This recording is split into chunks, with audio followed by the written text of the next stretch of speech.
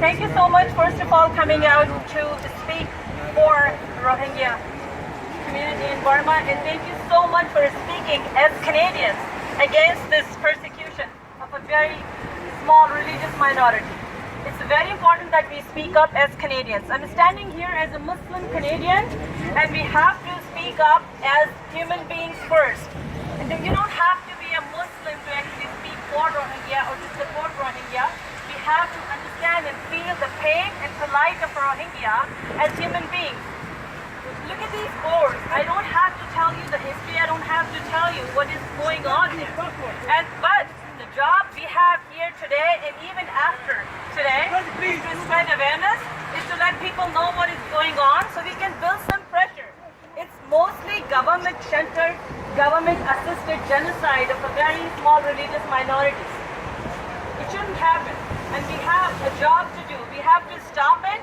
We have to put a stop on it as a community, as a global community. Where's your board? Grab one. Family.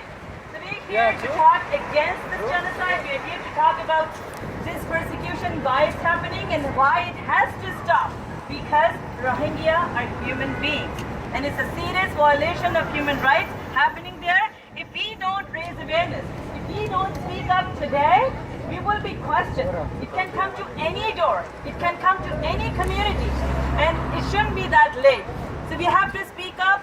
We're not supposed to only raise these placards here or protest here or raise our voices here. We have to spread awareness.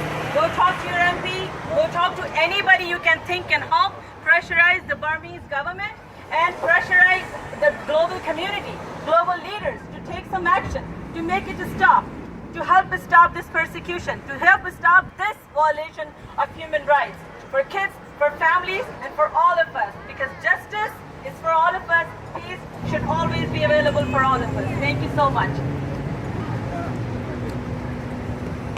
Yeah!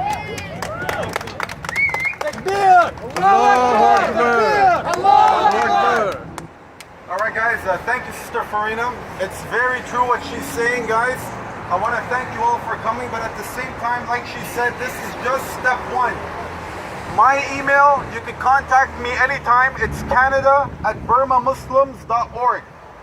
We need all of you to help in order to move this forward. If we don't get support, if we're not calling our MPs, if we're not being active and letting our voices be heard, this is going to go nowhere. We need your help. Every single one of you is important.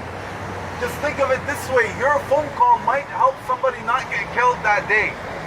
So we need your help and we need your voice. Please email me. My name is Ahmed Ramadan.